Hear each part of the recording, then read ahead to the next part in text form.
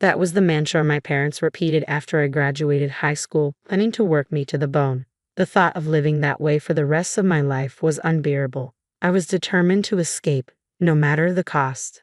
I had no idea then how drastically my choices would alter my future. My name is Fiona, and I'm 40 years old. I work and live at a hotel owned by my Uncle Henry.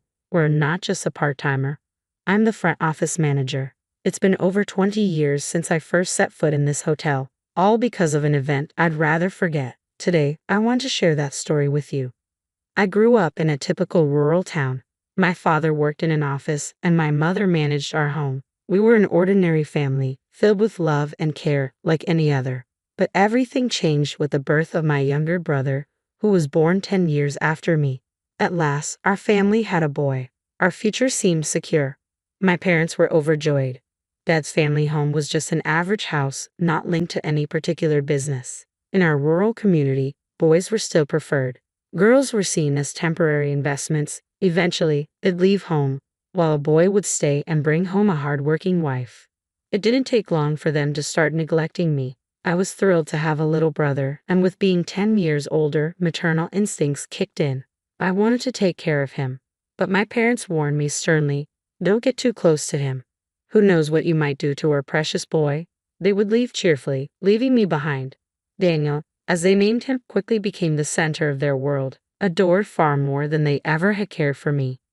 "Let's get dressed, Daniel, and go out. Today we'll buy you anything you want," they would say with enthusiasm, while I was left behind. "Fiona, you stay and do the chores, clean, do the laundry, and prepare dinner. You're not as endearing as Daniel." With those words echoing in my mind, I desperately sought their approval. I followed their instructions meticulously, trying to be the perfect daughter in hopes of winning their affection. But no matter how hard I tried, their love never returned to me. Daniel was showered with games, clothes, and toys without end, and my parents indulged him endlessly. Then, a new revelation came to light. Daniel is exceptionally smart, like a gifted child. They discovered he was highly intelligent, with exceptional abilities. According to Mom, a medical checkup revealed his IQ was above average for his age. "He is a genius. We've suspected it since birth," they boasted. "Indeed, you are our child. We look forward to your future." My parents' devotion to Daniel only grew stronger. Their indulgence reached new heights as they took him on trips to stimulate his curiosity and spent lavishly on his education. The money poured into Daniel's upbringing far exceeded what a regular salary family could manage. Our finances were quickly drained and poverty set in. In their quest to provide him with the best possible learning environment, my parents borrowed heavily from relatives and friends. By the time I was graduating high school, the worst was yet to come. "You don't need an education, do you? Once you finish high school, start working and earning money," they told me bluntly. I had never imagined that my own college dreams would be sacrificed for Daniel's education. I was eager to go to college and study, but my parents were enraged by my aspirations.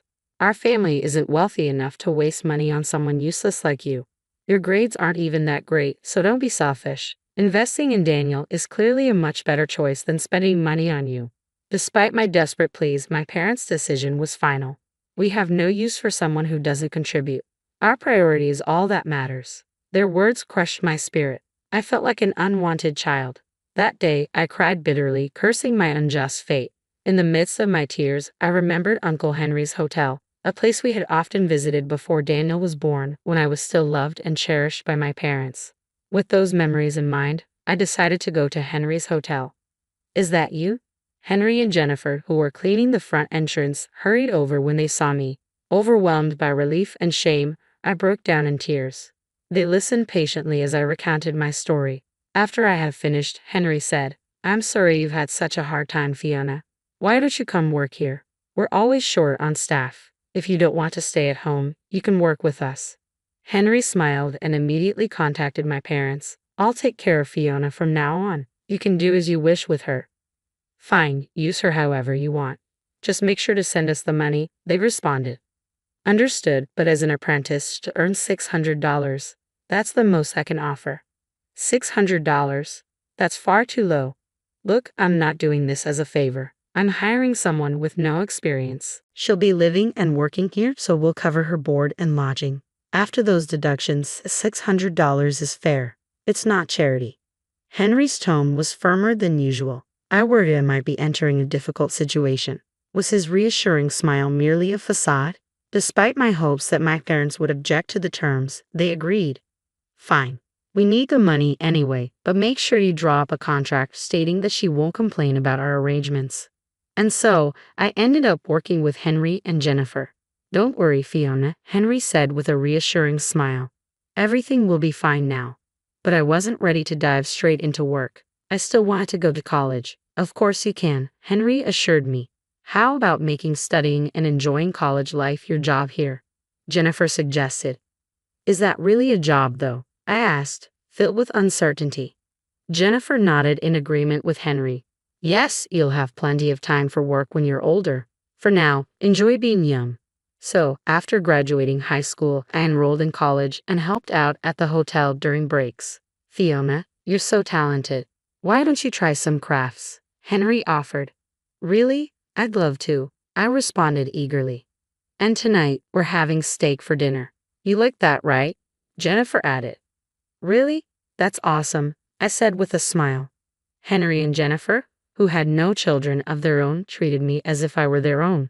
After graduating from college, I decided to continue working at Henry's hotel. You don't have to feel obligated to stay here. There are other places you could work, Henry said. No, I love this hotel. I want to work here and learn more than I could at any other company, I replied. Henry and Jennifer were deeply touched by my words. The hardships I faced with my biological parents seemed distant compared to the happiness I found at the hotel. As an employee, Henry and Jennifer became like family to me, and I appreciated being valued as an individual despite the challenges. 10 years had passed since I first arrived at Henry's hotel. I wondered how Daniel must be doing in high school now. As I reminisced about the past, I continued cleaning the guest rooms. Suddenly, I heard a familiar voice. Hey, what's going on here? I turned to see my parents, whom I hadn't seen in a long time. Where's the money? We haven't received this month's payment. What's going on? Where is she? She's supposed to be working properly, right? My parents demanded, confronting Henry and Jennifer. Come inside, Henry said with an unusually stern expression while Jennifer looked at my parents with icy disdain. The 5 of us, my parents, Henry, Jennifer, and I, sat down for a discussion. My father was the first to speak. What's this about? Fiona's salary should be sent monthly. Why hasn't it been done this month? We need that money. Daniel is starting college next month. How are we supposed to pay for it without that money? Don't worry about it. Is Daniel attending a private university? I felt a bit detached from their conversation. Remember the agreement. You promised not to interfere with our employees' matters, Henry said firmly. That's absurd. Fiona is our daughter, my father retorted. It's quite something for you to say that after neglecting her for 10 years and only caring about the money, Jennifer responded coldly. But their concerns remained focused solely on financial matters, as if on repeat. Just give us the money. Do you have any idea how expensive college is? Calm down. Daniel will be working at the hotel starting next month, Henry announced. What? Even I was taken aback by this news. Why is Daniel going to work here? My parents asked in confusion. I received a call from him last month. He was eager to work here, so he sent his resume, and we conducted a phone interview. He impressed us, so we hired him on the spot, Henry explained with a smile. Hold on a minute. What do you mean? We don't approve of this without our consent, my parents protested. That's precisely why we're glad you're here. Please sign here to approve, Jennifer said, holding out a document. What? It dawned on me. Henry and Jennifer had anticipated that my parents wouldn't come unless it seemed like their own idea, so they had manipulated the situation to ensure their presence. Initially, the money was sent to you at Fiona's request to prevent Daniel from facing hardship. But now that Daniel is willing to work here, there's no need for those payments anymore. That's why we stopped the transfers, Henry explained. I had no knowledge of this arrangement, as I had left all financial matters related to sending money in Henry and Jennifer's hands. I won't accept this. Daniel is exceptional. He's not like those who are useless without a college degree, Dad exclaimed, pointing at me. Not attending college? What are you talking about? Fiona graduated from a state university, Jennifer said. A state university? When did you? I began to explain. I've already graduated and am working here at the hotel. What? I was speaking to my parents for the first time in nearly a decade when another guest entered. I'm living here from today, Daniel announced, clad in his hotel uniform. Daniel. Mom covered her face in disbelief. Daniel, you look great. Is the uniform fitting well? It's fine. I look forward to working with you, Daniel replied, bowing to Jennifer. Mom tearfully confronted Daniel. Daniel, you're a smart boy. You shouldn't be doing this kind of hospitality work meant for anyone. You're destined for more dignified work.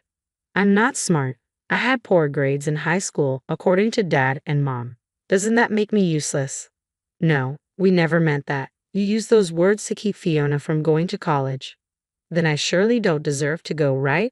But nowadays, not going to college is considered embarrassing. As parents, you've embarrassed your own daughter by preventing her from pursuing her education. How does that reflect on you? We believed in your potential and invested heavily in you. That was never my request, Daniel replied. Each of my parents' words was swiftly turned back on them by Daniel's sharp wit. He's too quick, I thought, his responses more adept than a seasoned comedian. As my parents stood speechless, Henry added, You see, the kids have grown far beyond what you imagined. Mom countered, But what about the 18 years we spent raising him? Look at everything we've done for him. Daniel shot back, The same could be said for Fiona. Consider how much she suffered because of your selfishness. Bravo, I thought, grateful to Daniel for articulating everything I wanted to say. I couldn't have expressed it so effectively myself. I'm leaving home, Daniel declared. If you don't sign the approval, I'll reveal everything you've done to Fiona to everyone. Rumors spread quickly in the countryside, and I doubt you'd want that, Jennifer said, her smile devoid of warmth. The countryside is indeed unforgiving. Everyone knows each other, and rumors spread like wildfire. Bad rumors, especially, can turn into real calamities, I added. They were well aware of this, having lived in the rural area themselves. Let's avoid making more noise than necessary. Please leave, Jennifer said, her smile dismissive as she ushered them out. I stood protectively in front of Daniel, ready to shield him. From now on, please leave your child to us. I, too, managed a smile as I saw them off. Unbeknownst to her parents, I had been meeting with Daniel in secret since I left home. Sneaking around to see him without our parents' knowledge had been quite a challenge. I was concerned about Daniel growing up in such an abnormal environment. As he got older, he began to recognize the issues within our family. Despite everything, we had forged a sibling bond in secret. That was quite the comeback, Daniel. Well done, I said with a smile. And Daniel replied, That was all part of the script from Henry. I just added a bit of my own improvisation. Maybe you're cut out for acting, I suggested as he prepared to leave. Are you really going to work here instead of going to college? I asked. Well, I'm not great at studying and my grades weren't the best, so I decided to work here instead, he explained. Do you have a specific goal?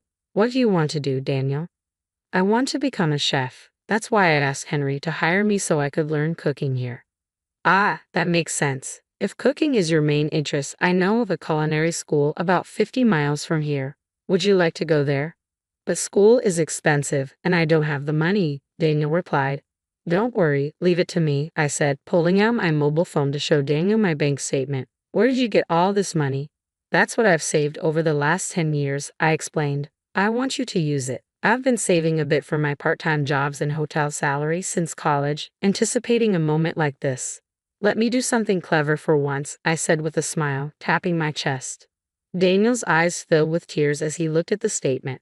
He passed the entrance exam and was admitted to the culinary school, where he lived in a dormitory due to the distance from the hotel. After graduating, we traveled together, sampling dishes at various restaurants. Now, he's the chef and owner of a restaurant specializing in creative cuisine. He's truly the talented Daniel I always knew, excelling not just in cooking but also in business management and consulting.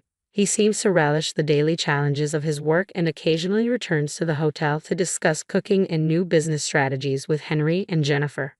One day, I'd like to return to this hotel after gaining more experience, Daniel said. Since then, my parents, shamed by their children's departure and exposed by neighborhood gossip, have fled their home. Who leaked the information? The house had become toxic. It's best to stay away from it. Selling their children was reprehensible. I want nothing to do with them. The house is now considered hazardous and they live in isolation quietly somewhere else. Occasionally, they contact Henry and Jennifer, hoping to hear from or see their children. You don't have children. We're taking care of them. Henry would say. No, but they firmly rejected us, my parents would reply. As for me, I continue to work diligently every day as the front office manager. Recently, Henry and Jennifer made me an intriguing offer. How about eventually taking over the hotel? Henry proposed. We know it's a demanding job, but we believe Fiona can handle it. Hotel manager, Jennifer asked, visibly aged and clearly looking forward to retiring and enjoying the rest of their lives. I understand. I'll do my best to repay your kindness, I replied without hesitation. I'll need to stay calm and composed, considering I'll be the hotel manager one day. It's been a challenging journey, but now each day feels fulfilling. I used to live carefully to avoid upsetting my parents, but now I'm here, instructing employees to greet customers with enthusiasm and cheer. Life is truly unpredictable. Whenever I see you, you always look so vibrant and full of energy. What's your secret? Customers sometimes ask. To this, I always reply, perhaps it's about living each day with dedication.